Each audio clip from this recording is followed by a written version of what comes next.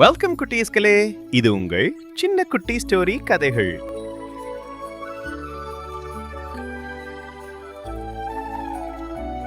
முயலும் ஆமையும் தமிழ் சிறுகதை. ஒரு காட்டில் வேகமாக ஓடும் ஒரு முயல் இருந்தது. அது எப்போதும் மெதுவாக நடக்கும் ஆமையை பார்த்து கிண்டல் செய்தது. ஒரு நாள் ஆமை சொன்னது, நான் ஓட்டப்பந்தயம் போட்டால் யார் ஜெயிப்போம் பார்க்கலாமா? ஓட்டப்பந்தயமா? சரி, நான் தயார். நல்லது, நாளை காலை இங்கே சந்திப்போம். நான் வேகமாக ஓடுவேன், பார். பார்க்கலாம் நண்பா. அடுத்த நாள் எல்லா விலங்குகளும் வந்தன. போட்டி தொடங்கியது. முயல் மிக வேகமாக ஓடிவிட்டது.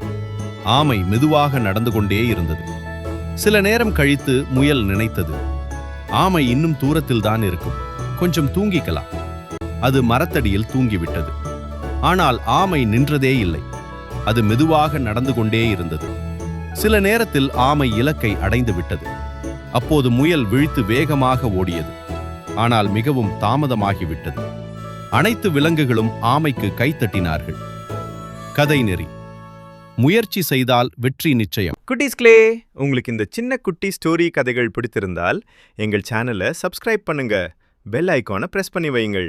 அப்போதுதான் புதிய கதைகள் வந்தவுடன் உடனே பார்க்க முடியும். Thanks for watching. See you in the next story. Bye.